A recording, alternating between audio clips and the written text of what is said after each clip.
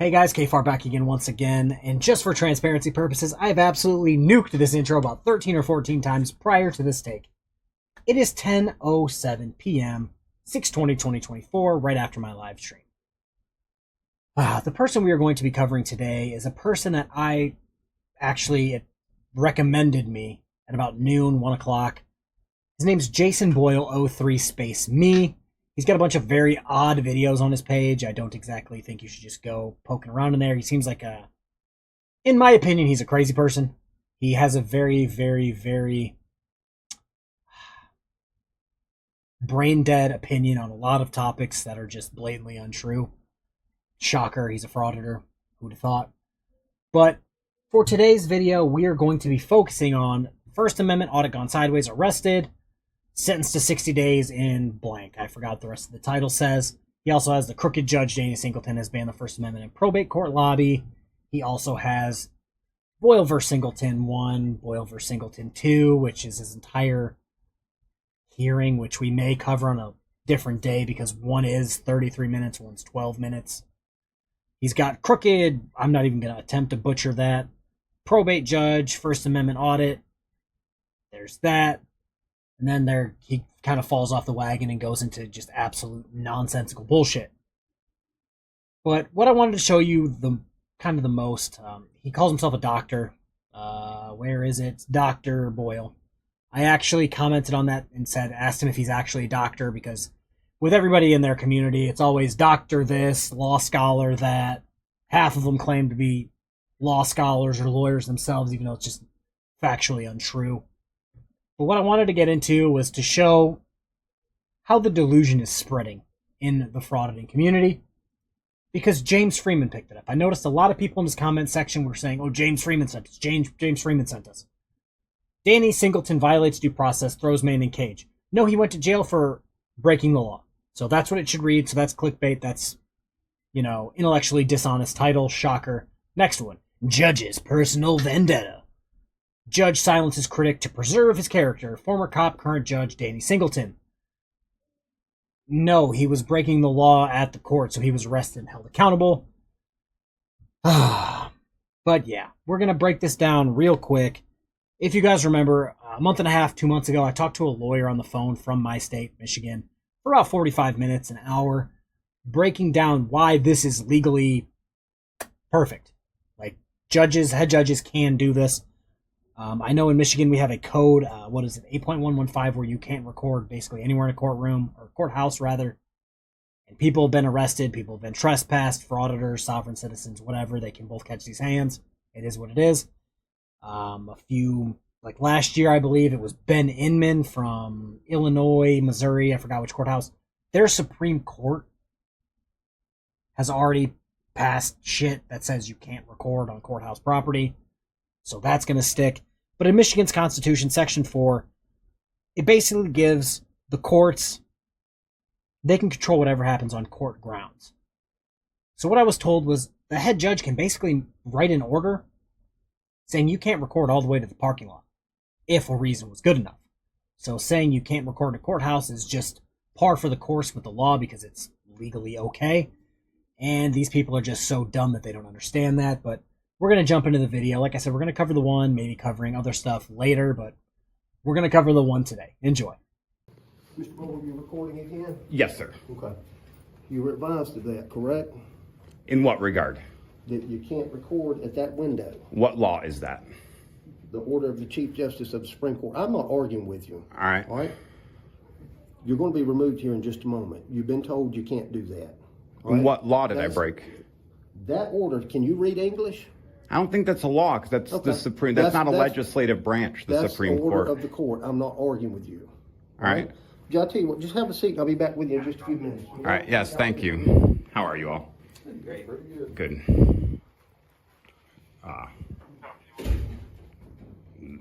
Judge is a little out of control, so I'm just trying to get things in order. This is the First Amendment. This is America, right?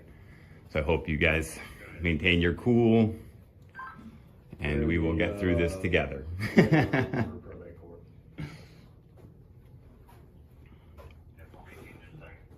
But the Supreme Court ruling is not law. Only the legislator can make law, and you guys are law enforcement. And so you guys, I do not believe, are in jurisdiction to enforce that Supreme Court order because it's not law. It wasn't made by a legislative branch.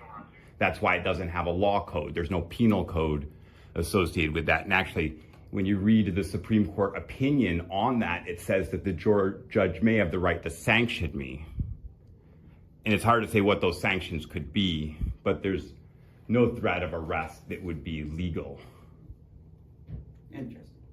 Because it's a Supreme Court ruling, right? It's not, if it was the state legislator that made the rule, certainly it would be enforceable by law. But it's not the state legislator. If we look at this ruling, it's administrative order is what it says. It's not a law. All right, well, for right now, I'm just going to ask that you don't record next to the window until we figure out what's going on, okay? All right, fair enough. I appreciate that. He just had it posted there. I wanted to put it on the video for the viewers.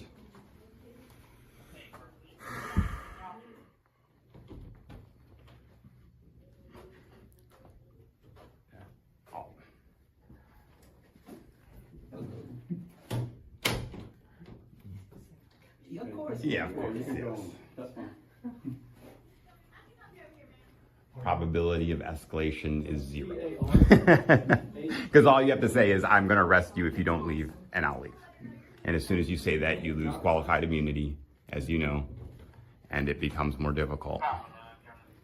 Alright guys, so this is where frauditors lose me. We're going to start referring to them as fringe sovereign citizens because they're just different loops of the same circle. Whatever. But this is where they lose me. They claim, oh, if you whisper this magical incantation, you lose qualified immunity. But then they go on to get arrested, go to court, and get convicted, and guess what? Nobody lost their qualified immunity. So just because they say, trust me, bro, doesn't make it true.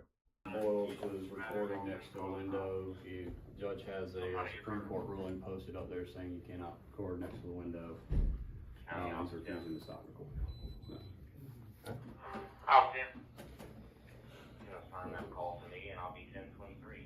We clarified that a Supreme Court ruling is not a law. And so if the Supreme Court had ruled on a case, it would follow under a legislative amendment to the law, which then would make it enforceable by law enforcement. But if you look at that administrative order, it very clearly says that in the extreme circumstance, the judge can sanction me. There's no penal code associated with that order. And so you guys are law enforcement. That is not a law, if that makes sense. And so I don't want you guys, I don't want any problems more than accountability, but the problem is at that window, they've been saying things that are inconsistent with what they say later in court. And to say that I can't document my First Amendment right to document a conversation, a private conversation between me and a public official is wrong. And so I would like to somehow challenge that to the state Supreme Court, but he has to sanction me for that to happen.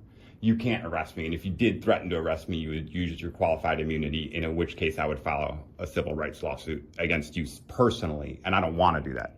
So you lose your qualified immunity, I can sue you in your individual capacity outside of your law enforcement profession.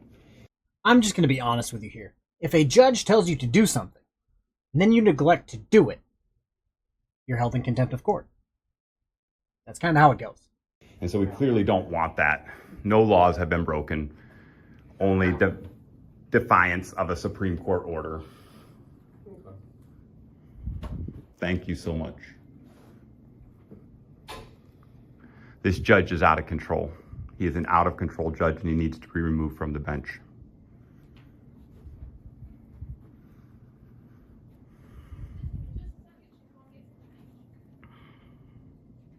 It's a waste of tax dollars for him to even be calling you. He should be intelligent enough to know this has nothing to do with law enforcement. I have broken 0 laws.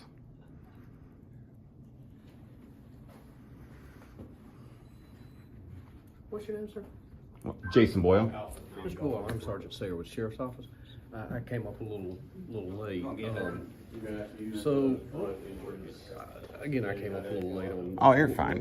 What's the? Singleton's been making like harassing and illegal and bias. He take cases when his friends are in the cases, and so we've been contesting to his behavior in general, and he doesn't like it. He's on a power trip. He's got an authority issue.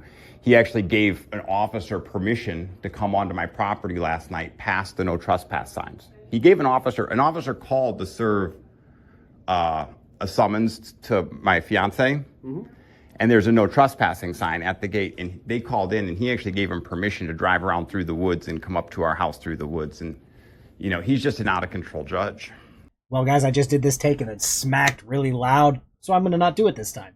So what it sounds like to me, from covering these guys for years and years, they try to find loopholes in the system. What it sounds like to me is he was about to be served court paperwork, or his girlfriend, rather, who resides on the same property. And in response to him not wanting to be served, this is where I clapped you out, he slapped a no trespassing sign or a private sign on his driveway to avoid getting served, which isn't how any of that works. That's So all. What's happening today? Like Oh, right now? I'm just, Well, I'm sorry. oh, so, all right. So I have had interactions at this window where after the fact, the story from the judge is inconsistent with what actually occurred at the window. And so it's my First Amendment right to document any conversation like I can here with you. You're a public official. We're in public space. So I have the right to document that. And that's actually for my own security and safety. So what brought you up here today? They have a court summons for me. I'm coming to get served. Oh, okay. Someone has a court summons for me. I'm coming to get served my papers. Do you know what it's about or anything? Yes, I do. It's because I was in here videotaping to hold them accountable. Okay. So you're getting summons to court for court I have no hearing? idea. They came to my house. They avoided the no trespassing signs, caught my wife in the house unprepared for visitors. And then I wasn't there, so I couldn't be served. So I'm here to make sure that that tyrant doesn't send more people back to my house illegally past no trespassing signs. I would just like to be served my papers so I can leave. So yes, gasp, shock, lightning crackle, KFARR was correct again. He was trying to not be served. That's why he put up the signs. And now he's there like he's some sort of Giga Chad, I'm here to be served. No, bro, they already tried to serve you on your property and you threw a hissy fit. Sorry to, if that hurts your delicate sensibilities, but we already tried. Just because a process server, a sheriff deputy trying to serve court paperwork, comes to your home, doesn't mean the judge is corrupt. It just means you're trying to hide from being served. Typically, if a deputy had papers to serve, they would still have them, most likely. Oh, sure. I'll So sit they right may here. still not be. Well, and you guys are all here. I mean, maybe we can call them up, get them here. They can serve me. I can figure out who has the paper. Yeah, and certainly. see if they can That come would get that it. would certainly expedite processes, because once they serve me, I have no more business here. I appreciate you all too. I know you guys get wrapped up in the most ridiculous of all. So I'm just curious, and again, I wasn't Yeah. there last night or anything like that. You said a deputy came up to you last night. Well, I mean, at my yesterday house. late in the day, I was at work. Okay, so they had a summons for you and Her, that's right. her. So did they serve her? They did serve her and not me. That's right. Okay, I got you. Again, I'm just trying to. No, you're fine. everything. Trust me. I worked with law enforcement a lot of my life, believe it or not. Oh, what'd you do? I teach hand-to-hand combat of all things. Oh, very nice. And I worked with the the Sandy Police Department in Utah. And I actually was fortunate enough after that, I worked with CBIRF, the Chemical Biological Incident Reaction Force, which is a Marine contingent. So I've been fortunate. I was never active duty, but I did work for the military a lot of my life. My grandfather was an FBI agent. We have a lot of respect. My grandfather was an FBI agent under J. Edgar Hoover, right? Wow. I'm not going to say what he just said was inaccurate, 100% accurate, because I still don't know if he's an actual doctor. Like I said, I asked him and still no response. So I'm not going to say anything on that. And admitting that your grandfather, I believe, worked under the legit, most corrupt, crazy, I'm going to keep records on everybody guy, doesn't exactly bode well for your credibility. Something Judge Singleton doesn't understand. He thinks he's a magistrate judge. So I doing talked to criminal. the deputy that served your papers. He served them to Dorothy. That's not a legal service. It is. It is not. Those papers are authorized for subservice. They can serve them to any adult within the household. So if Dorothy didn't That's give so you- boring. I was if- so if- excited to get served personally. If Dorothy I really didn't- wanted if that. Dorothy hadn't given you the papers yet, then you might want to talk to her, but he did give the papers. I was with Dorothy all morning. No, I didn't get any papers. Okay, so she has the papers. Papers have been served. Perfect. All right. Excellent. Thank you all. And if you don't mind, I'll be the last to leave just because it's my standard. So let me get this straight. You're not supposed to be recording in the building, but you think you're going to be the last one to leave while still recording. Something tells me by the end of this video, you're going to F around and find out. Would you be willing to do me a favor? What's that? Instead of being the absolute last to leave, would you walk out with me? That way Sure, we leave out of together. politeness, but I just want to say one thing. The reason that judge doesn't want me here is because he's crooked. He's a crooked judge, and he needs to be taken out of his bench. And I'm going to do my best to make sure that that happens as quick and fast as absolutely possible. And listen, I'm not. And then with that, we're legally agreeing I have the right to stand here, correct? Sorry, I'll edit you out of that, sir. I legally have the right to stand here. I'm not leaving by force of law, correct? That's great. I'm asking, you said you wanted to be the last to leave. That's right. I'm asking for a compromise. All right, I'll take it. So Okay. yes, if I'm the second to last to leave, I'll take it. So I'm going to start this with saying chugging, rubbing alcohol is bad. If you noticed, I wanted to stop this. If you notice where he's recording, right above the window, there is a camera, which I'm pretty sure if they wanted to, he could say, hey, I was here between this time and this time. I would like to FOIA request that specific timestamp for that video, and they would probably give it to him. So his wanting to record there is kind of null and void at that point. Also, they're not, pinky swearing that, yeah, bro, it's legal, you can do it. They're trying to find a compromise where they don't have to do something and you don't have to go to jail. You can be a normal adult and say, hey, we're going to leave the building. Our goal is to try to reach a peaceful resolution. We understand. Well, right, but realize there's corruption within your department. Jimmy Dixon proved himself corrupt, and then Crenshaw covered for him.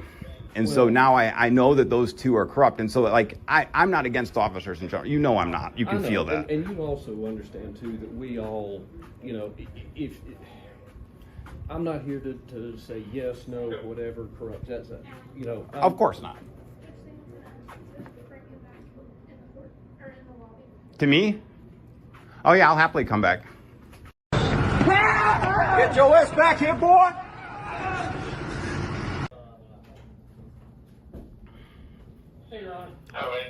All right, Mr. Boyle, would you like to delete your recording or be held in contempt of court? I'm not deleting my recording. Okay, all right, you're in contempt of court. You're sentenced 10 days in jail. Take him into custody and take him to jail. Thank you, sir. Have a good day. The judge came out, hit a walk-off. He said, hey, you can take option A or option B. And this guy wanted option B for whatever reason. Okay, take him into custody, 10 days, contempt of court. Bye, have a good day. And he just walked right back because he had shit to do. And I hope you guys enjoyed that. It's just kind of sad to see because you can only tell a group of people so many times, hey, don't do this thing, don't do this thing, don't do this thing. And they keep doing that thing and getting the same result as all their friends. It's good for us, not so good for them, but it is what it is. I will begin working on his hearing or wherever he was wearing his fancy orange jumpsuit. I'll start working on that. Like I said, one was around 10-ish minutes, one was like 33 minutes, so I might smash the good bits together for that. Because I can only imagine that he just said some dumb shit to get convicted. I believe somebody said he did like 60 days or 50 days, so I'll jump into that. Yeah, if you guys remember, I started this at like 10. It's now 11:33 for a 17-minute video. Now you have a little bit more behind-the-scenes nonsense, so have a good rest of your day. Peace.